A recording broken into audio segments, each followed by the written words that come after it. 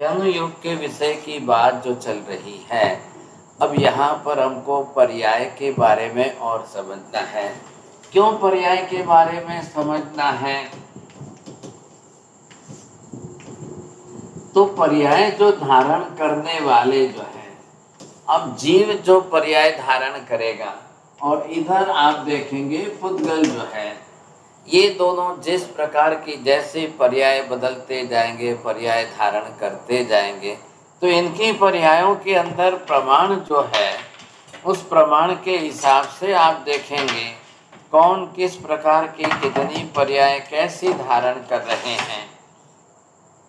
बिना पर्याय धारण किए न तो पुद्गल परमाणु रह सकता है, और बिना पर्याय धारण किए संसार में न तो कोई जीव रह सकता है। पर्याय धारण करना अनिवार्य है, और पर्याय धारण करने के लिए क्या होगा? पर्याय धारण करेंगे तब उत्पादव्यय की प्रक्रिया होगी। आज जाकर हम सिमंदर स्वामी को पूछें, हे भगवान, समस्त संसार के अंदर ऐसा एक भी परमाणु है क्या जिसने आज दिन तक कोई पर्याय धारण न किया?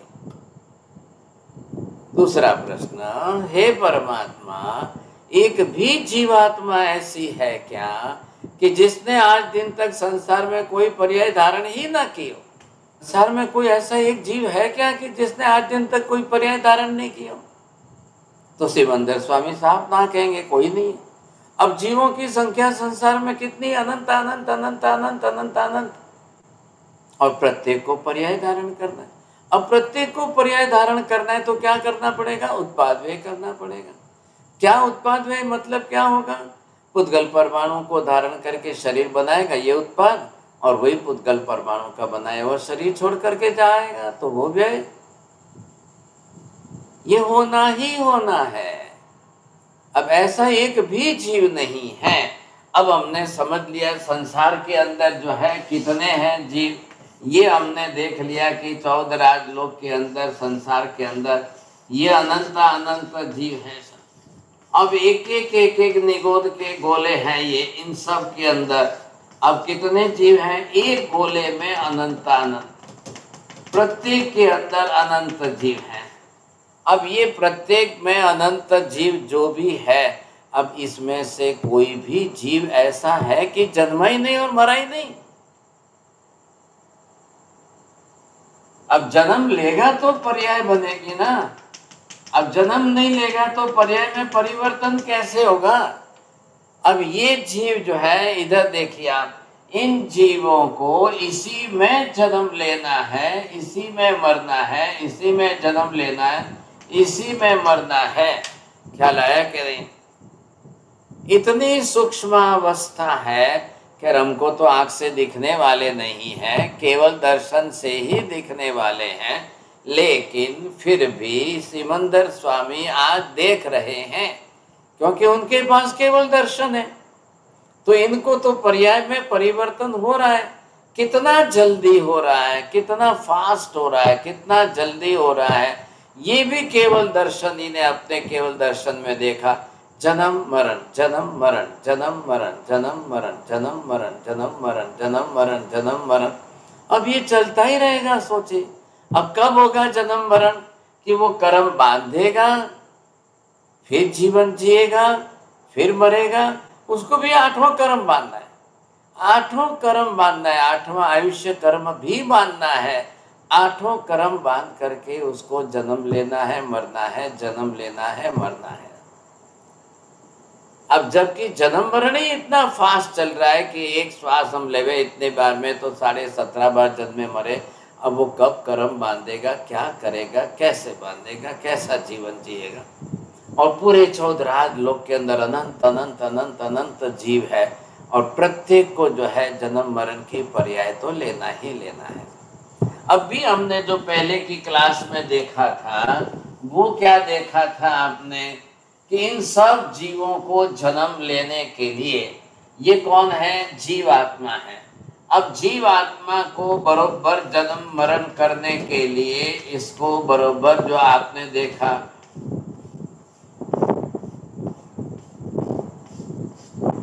अब बरोबर जो है इसको जो है ये 13 डिवीजन जो है, अब इन 13 डिवीजनों के अंदर वो चाहे पृथ्वी का है, पानी में, अग्नि में, वायु में, वनस्पति में, अब वो 2 इंद्रिय में, 3 इंद्रिय में, 4 इंद्रिय में जितनी बार जाए, अब ये देवता, मनुष्य, नारकी, तिर्यंच, ये नारकी, ये तिर्यंच, पंचेंद्रिय, ये मनुष्य, अब ये फिक्स हो गई साहब।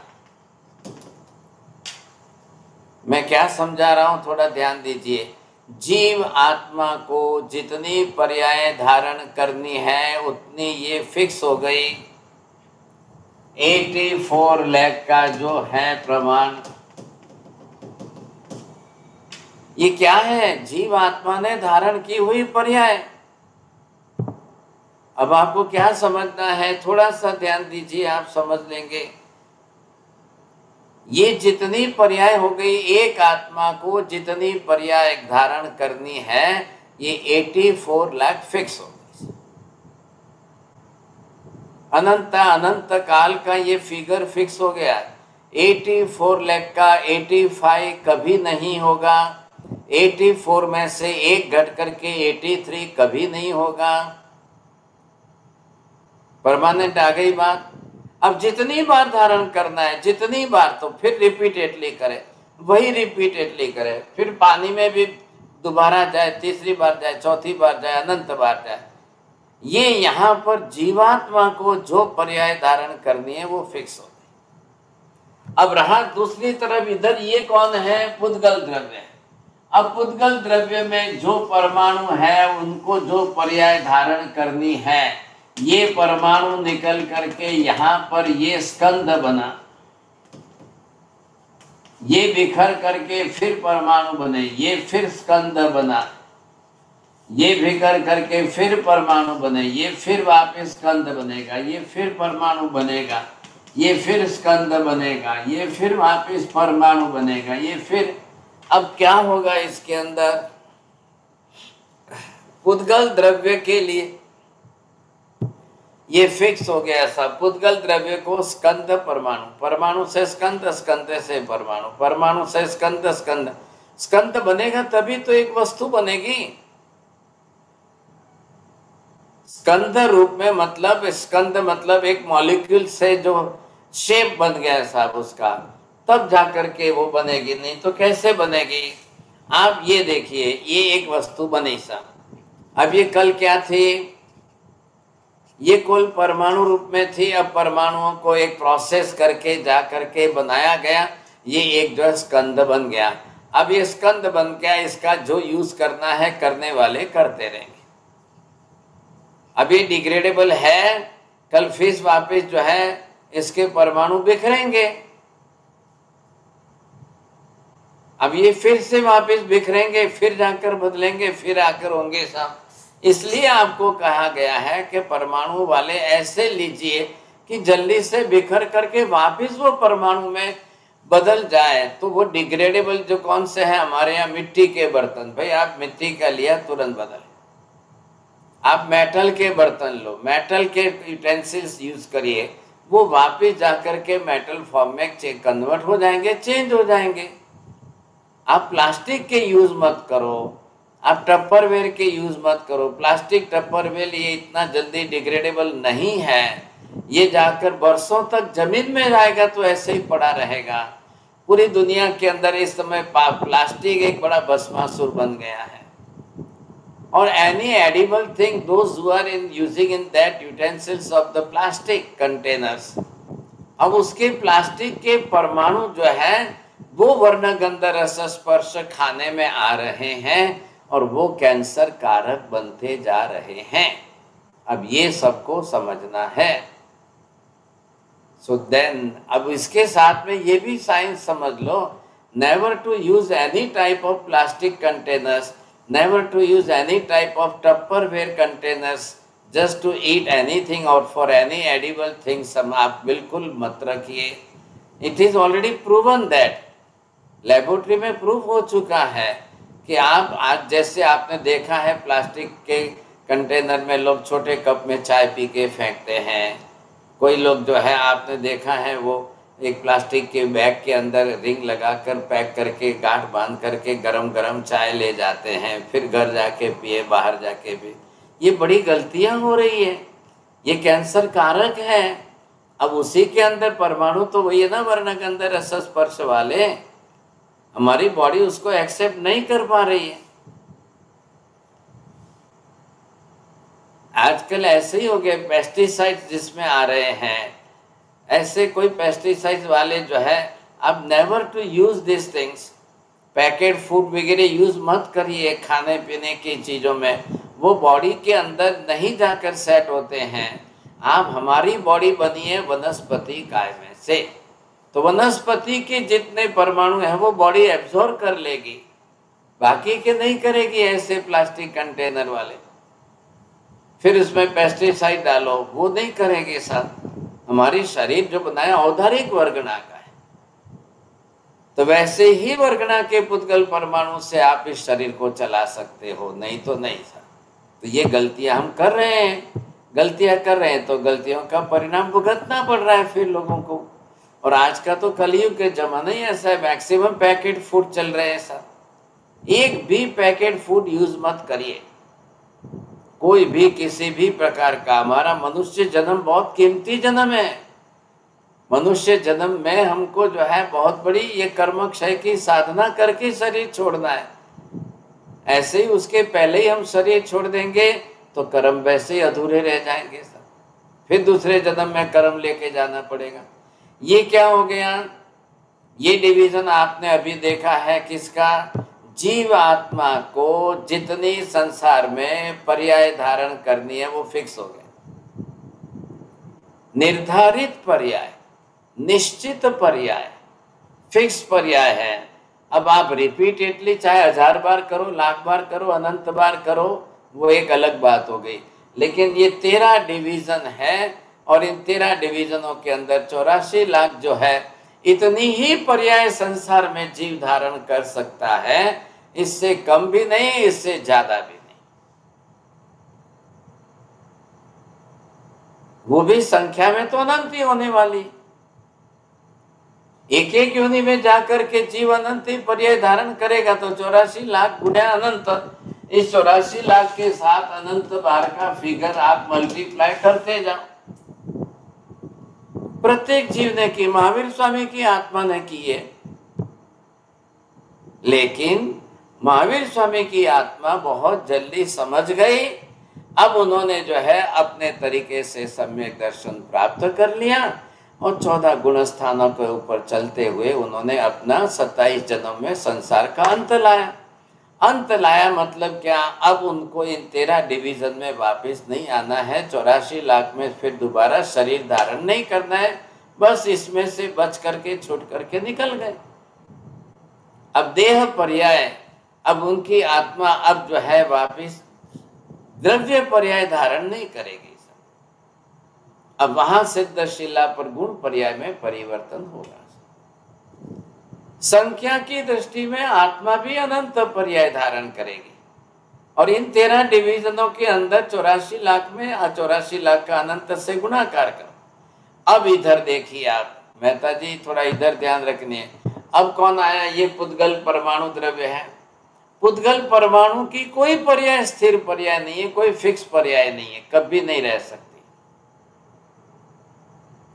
वहां भी उत्पाद व्यय ही होना है, तो पुद्गल पर्याय की भी उत्पाद व्यय की प्रक्रिया फिर जीवात्मा के हाथ में आएगी, क्योंकि इन सभी प्रकार के पुद्गल परमाणुओं को धारण करके जीव को ही शरीर बनाना है। जीवात्मा ही करता है मुख्य रूप से, लेकिन जीवात्मा के सिवाय अन्य जो पर्याय बनेगी पुद्गल के अंदर परमाणुओं की बनेगी साथ। तो एक एक परमाणु कितनी बार कितनी वर्गणाओं में गया, एक एक परमाणु अनंत अनंत बार प्रत्येक वर्गणा में जाकर ग्रुप में मिला, फिर उस ग्रुप से वापस व्यय होकर के बाहर आया, फिर वापस गया, फिर वापस आया, फिर वापस गया, फिर वापस आया। तो ऐसा कितनी बार हुआ, क्योंकि हम जो श्वास ले रहे हैं वो श्वासोश्वास वर्गणा ले रहे हैं और ले करके बॉडी ने एब्जॉर्ब करके बाद में छोड़ दिया, तब वो कार्बन के रूप में बाहर निकले। वो कितने निकले? तो वापस जो है वो परमाणु, वो वर्गणा टूट गई। मनोवर्गणा के पुद्गल परमाणु लिए तब वो मनोवर्गणा अखंड है, अनंत परमाणु है। लेकिन वो ले करके एब्जॉर्ब करके विचार करके जब हमने छोड़ दिया, तब वो वर्गणा टूट गई, बिखर गई। अब उसमें से जो परमाणु बिखरे, अब वो चाहे किसी में भी जाए, किसी भी वर्गणा में जाए। भाषा वर्गणा के पुद्गल परमाणु लिए तब रेडी थे, वो लिए तब हमने भाषा वर्गणा का उपयोग किया, शब्द प्रयोग करके वो छोड़े तब बिखर गए। अब वो वापिस जाकर के भाषा वर्गणा बने, या जाके औदारिक वर्गणा बने, या जाकर मनोवर्गणा बने, या जाकर कार्बन वर्गणा बने। हमने लिए तब कार्बन वर्गणा के परमाणु लिए, जो लिए तब अनंत लिए, और छोड़े तब कितने छोड़े? 2 लाख, 10 लाख, 20 लाख, 25 लाख, 50 लाख छोड़े तब जितने निद्रा की उतने निकले, जितने कर्म क्षय की निद्रा की उतने बिखरे। अब वो जाकर जिस परमाणु में इकट्ठे होने वाले हो तब होंगे सब। ये उनकी विशेषता है। वहां आत्मा काम नहीं कर रही है, वो स्वयं उनका स्वभाव है। स्वयं पुद्गल के अंदर उत्पाद की प्रक्रिया चल रही है, वो करते रहे। यहां पर जीवात्मा को जितनी पर्याय धारण करनी है, बस वो फिक्स हो गई साहब। आज हम जाकर के महाविद्य में सिमंदर स्वामी को पूछें कि हे भगवान, मैं पृथ्वी काय में कितनी बार गया, मैं अग्नि काय में कितनी बार गया, मैं नरक में कितनी बार गया साहब, तो एक एक का केवल ज्ञानी हमको डिटेल में बताएंगे, तब जाकर के वो कहेंगे। और सब पूछो तो सब बताएंगे। तो अनंत की संख्या में आप बोलो, हमेशा अनंत में कब किस में गए, कब किस में गए, तो बरोबर संख्या बताएंगे। इसीलिए तो केवल ज्ञानी का, केवल दर्शन का ये संबंध है। और इसी कारण, थोड़ा ध्यान से सुनिए, इसी कारण केवली का ज्ञान भी अनंत, केवली का दर्शन भी अनंत।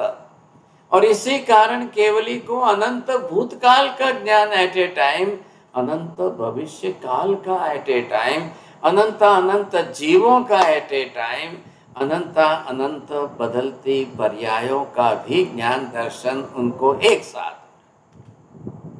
अब ये कितनी बड़ी प्रक्रिया है, कितनी बड़ी बात है।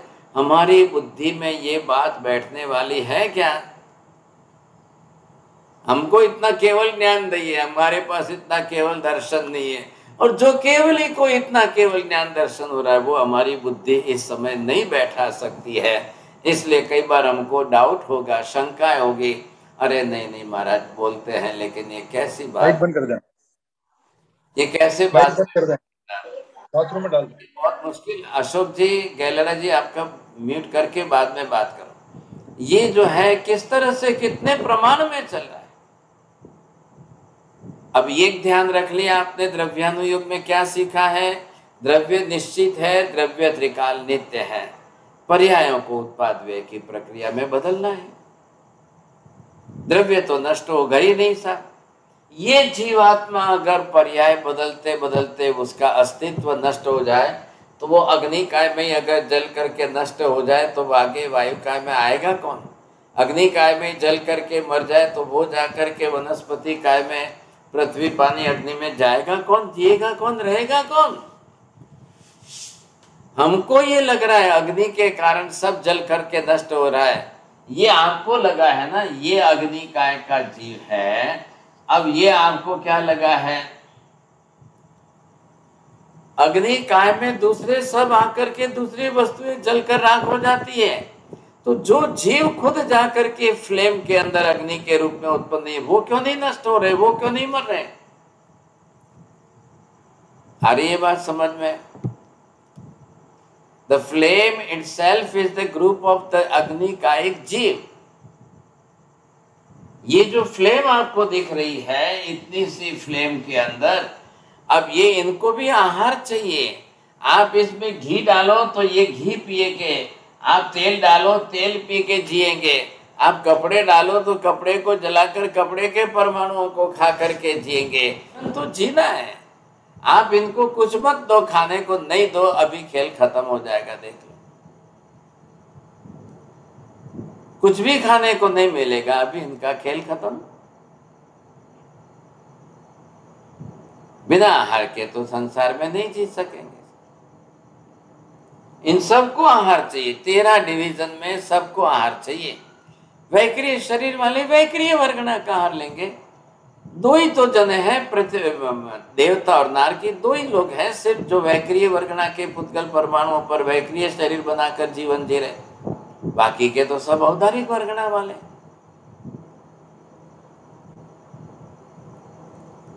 औदारिक वर्गना को ग्रहण करने वाले जीव कितने अनंत हैं। वैक्रिय वर्गना को ग्रहण करने वाले सिर्फ देवनार की है, 2 ही जने हैं। थोड़ा ध्यान देकर समझ लो, यहाँ पर 2 ही जने हैं सिर्फ वैक्रिय वर्गना वाले, तो देवता और नारकी। और देवता भी है कितने, असंख्य है। नारकी भी है कितने, असंख्य है। लेकिन वो असंख्य, दोनों असंख्य मिलाओ तो भी कितने हो गए। लेकिन उसके सिवाय बाकी के 13 में से ये 2 गए वैक्रिय वाले, बाकी के 11 सब जो है वो आपको लग रहे हैं औदारिक वर्गना वाले, सब औदारिक वर्गना वाले। अब इसके अंदर जो है प्रमाण, अब आपने ये देख लिया कि ये यहां पर जो है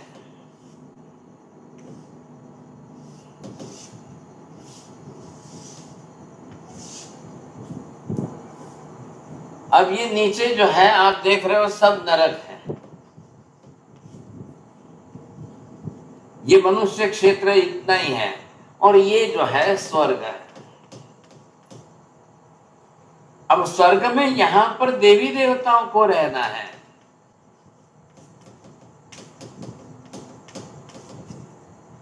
इधर नरक में सब नारकी जीवों को रहना है। अब इधर देखिए, स्वर्ग में नरक में यहाँ पर पेड़ पौधे हो तो क्या काम आएगा, यहाँ मैंगो भेजो तो क्या काम आएगा, यहाँ अनाज पानी भेजो आप, गेहूं चावल दाल सब्जी, इनको क्या काम कैसा। तो वहां पेड़ पौधे होते ही नहीं है, ये भी बात समझ लो ना। वहां एनिमल भी नहीं होंगे, यहाँ पर भी नहीं होंगे। अब देवताओं को इच्छा होवे वो एनिमल का वैक्रिय रूप धारण कर ले, वो बात अलग है। अब वहां पानी की जरूरत नहीं है, कोई नदी तालाब वहां पर कुछ नहीं है ऐसा। पूरे देवलोक में जाओ, कहीं पर भी नदी तालाब झरना कुआं बारिश वगैरह कोई चीज ही नहीं है। इधर नीचे नरक में चले जाओ, कोई बादल नहीं, कोई बारिश नहीं, कोई कुआं नहीं, कोई तालाब नहीं, कोई नदी नहीं, कोई समुद्र नहीं, कोई पानी नहीं, कुछ नहीं। उनको करना क्या है, उनको तो कोई पानी पीना नहीं है, फल सब्जी खानी नहीं है, रोटी चावल दाल कुछ है नहीं, वो उनके लिए काम के नहीं, तो वहां होते ही नहीं है। तो देवी देवता उनकी लाइफ में कोई एग्रीकल्चर, कोई खेती करना कुछ भी नहीं लेना देना उनको। बहुत बड़ी दुनिया है। अब ये जब हम वो क्या कॉस्मोलॉजिकल स्टडी करेंगे, ज्योग्राफिकल स्टडी करेंगे, तब हमको ये सब सीखने को मिलेगा, तब की बात तब है। अभी तो आप फंडामेंटल चीजें सीख रहे हो ना, द्रव्यानुयोग सीख रहे हो। तो संसार तो पूरा है, संसार तो अनंत अनंत जीवों का है। इधर ये जो है परमाणु है। अब परमाणुओं को पुद्गल भी अपना द्रव्य है। मैंने क्या बताया, एक जीवात्मा भी त्रिकाल नित्य शाश्वत एग्जिस्टेंस अस्तित्व रखने वाला द्रव्य है। तो एक परमाणु भी इधर वो बरोबर त्रिकाल नित्य शाश्वत एग्जिस्टेंस अपना अस्तित्व रखने वाला द्रव्य है। भले ही परमाणु के पर्याय अनंत अनंत बदल जाए, लेकिन परमाणु के अस्तित्व का सर्वथा नाश लोप अभाव कभी नहीं होगा। एक परमाणु के अस्तित्व का नाश नहीं होगा। इसलिए कोई नया परमाणु संसार में पैदा होता ही नहीं है, बनता नहीं है, और पुराना परमाणु कोई अस्तित्व नष्ट करके लुप्त होता नहीं है। ऐसा ही नियम इधर लगाओ, एक जीव संसार में कोई नया पैदा होता ही नहीं है, और पुराने किसी एक जीव का अस्तित्व सर्वथा लुप्त होता ही नहीं है, नष्ट होता ही नहीं है। संसार में से जीव कम होंगे, परमाणु कोई कम नहीं होगा साहब। आ रही है बात समझ में? द्रव्यानुयोग का नियम क्या है? एक भी आत्मा के अस्तित्व का अभाव, लोप या नाश कभी संभव ही नहीं है, होना ही नहीं है। लेकिन वो सर्व कर्म क्षय करके मोक्ष में तो जाएगी ना, तो मोक्ष में जाएगी तो संसार में से एक संख्या तो घटेगी नहीं। लेकिन संसार में इतनी अनंत अनंत जीवों की संख्या है कि कभी पता ही नहीं लगेगा कि अनंत जीव मोक्ष में गए तो भी कोई कमी आई नहीं। अब समुद्र में से 1 बाल्टी पानी निकालो, 1000 बाल्टी पानी निकालो, 1,00,000 बाल्टी पानी निकालो, 1 करोड़ बाल्टी पानी निकालो, समुद्र का पानी कितना कम हुआ? क्या कम हुआ? किसको पता चलने वाला है क्या कम हुआ?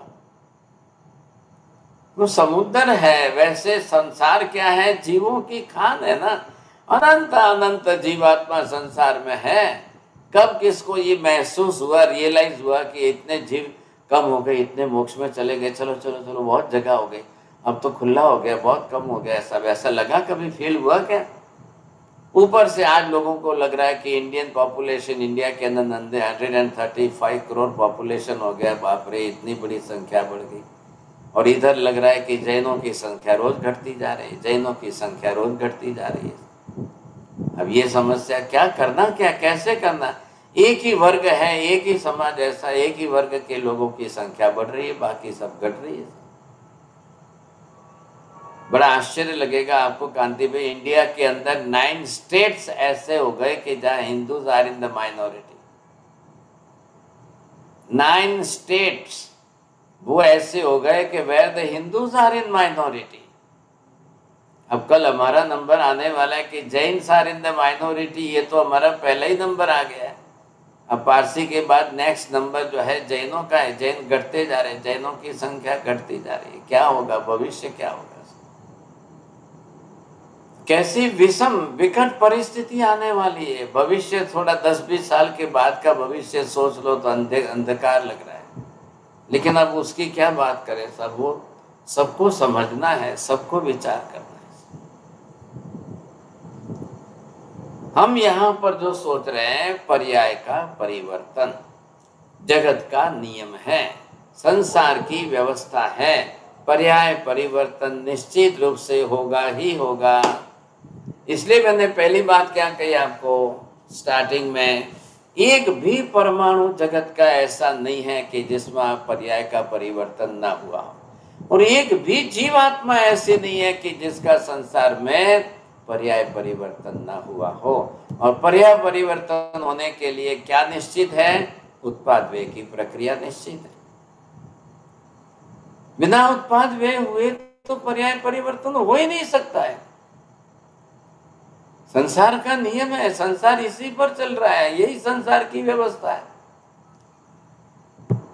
संसार का स्वरूप जो है वो द्रव्य गुण पर्यायात्मक है, लेकिन संसार की व्यवस्था जो सारी चल रही है वो पर्याय के आधार पर त्रिपदी। त्रिपदी किस लिए बनाई है भगवान ने? पर्याय को समझने के लिए त्रिपदी है। उत्पाद व्यय की प्रक्रिया समझने के लिए त्रिपदी है। त्रिपदी के अंदर हो क्या रहा है? उत्पाद व्यय की प्रक्रिया हो रही है और फिर भी द्रव्य नित्य रह रहा है। इसी को तो त्रिपदी कहा है। उपन्नैवा विगमैवा ध्रुवैवा, उत्पन्न होना, व्यय होना और ध्रुव रहना, ये जो प्रक्रिया बताई है ये त्रिपदी। तो जगत के अंदर नित्य रहते हुए भी ऐसे द्रव्यों के अंदर उत्पाद व्यय होकर पर्याय का जो परिवर्तन होता है, ये समझने के लिए त्रिपदी की व्यवस्था है। आ गया ख्याल में आपको? गुण पर्यायात्मक जगत का अस्तित्व तो है ही है। भगवान कोई जगत बनाने नहीं गए, भगवान कोई द्रव्य गुण पर्याय बनाने नहीं गए।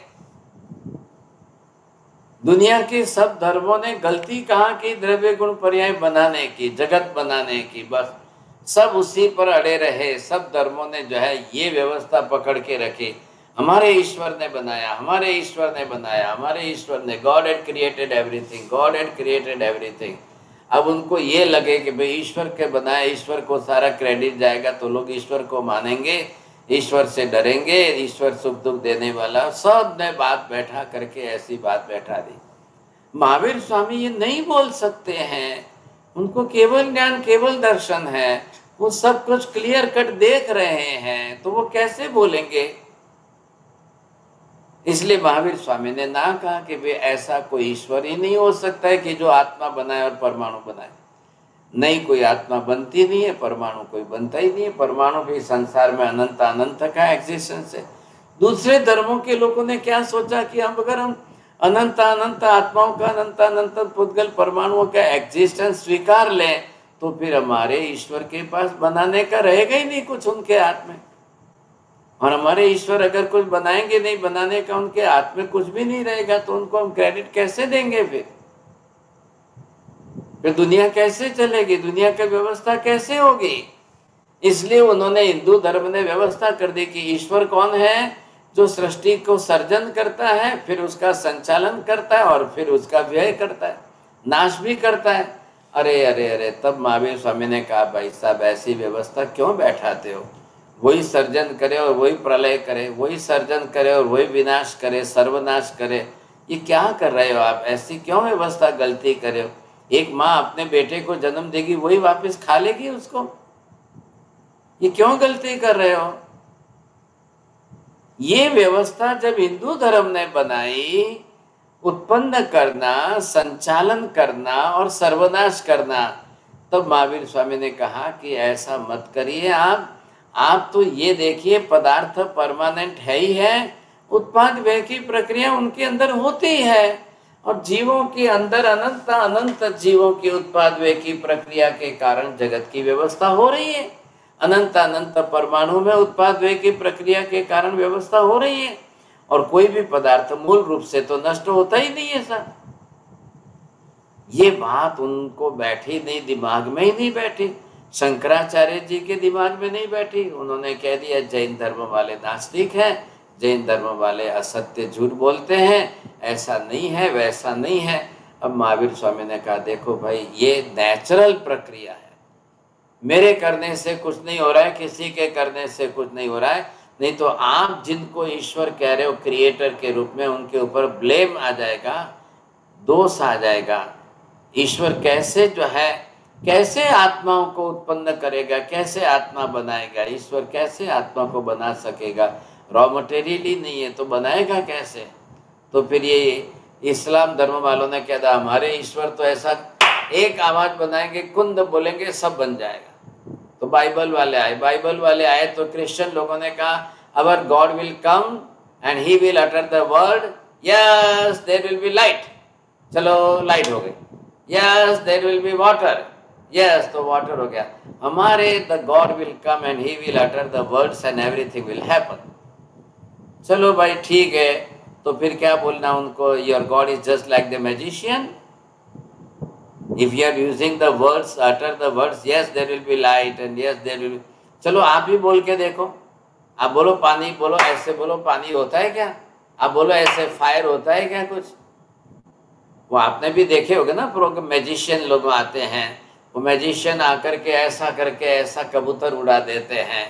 अब वो जो है वो अपने इधर से कबूतर निकालते हैं, इधर से निकालते हैं, फिर डब्बे में से निकालते हैं। अरे वाह, ऐसे कबूतर बनाए जा सकते हैं तो फिर तो बहुत ही बड़ी बात है। फिर उनको बोलो ना भाई आप सोने के सिक्के भी बना लो, चांदी के सिक्के नोट बना लो, फिर लोगों के पास पैसे क्यों मांगते हो। उनकी टिकट रख करके बोलते नहीं आपको हमारी टिकट लेकर के फिल्म देखने आना पड़ेगा, प्रोग्राम देखने आना पड़ेगा, 500 की टिकट। अरे तुम तो रोज ही तो बनाते हो, तो फिर क्या जरूर है। यही तो विशेष व्यवस्था है। तो जैन धर्म में महावीर स्वामी ने ये स्पष्ट कदा कर दी, कोई प्रकार का रॉ मटेरियल है ही नहीं तो आत्मा बन ही नहीं सकती। अब परमाणु ही रॉ मटेरियल है, तो परमाणु में के ग्रुप में से आत्मा नहीं बन सकती। तो चलो परमाणु को कौन बनाता है, उसको किसने बनाया, नहीं बोले किसी को पता नहीं चलता है। डायमंड किधर बना, माइंस के अंदर, जमीन के अंदर की खान में, तो वहाँ ईश्वर गए, कैसे बनाया, क्या किया, नहीं, डोंट आस्क दिस क्वेश्चन, बस the God is creating everything. माता के गर्भ में 9.5 महीने बालक बना, तो कहाँ ईश्वर कितने गर्भ में जाएगा रोज। रोज एक ईश्वर रोज कितनी माताओं के गर्भ में जाकर के रोज एक बनाएगा। अरे नहीं नहीं नहीं, that God having the supreme power, he will go everywhere and he will make each and everything समझे। अब क्या करना है, सब कैसे बोलना है। जहाँ कोई बात लॉजिकल नहीं बैठे, जहाँ कोई बात प्रमाणों से न बैठे, जहाँ कोई बात तर्क युक्ति से न बैठे, कोई सिद्धि न हो, ऐसी बातें करके ईश्वर को नाम देना और फिर ईश्वर का नाम देकर पूरी जिंदगी उनको पकड़ के रखने की बात करो, ये कितनी बड़ी गलती हो रही है।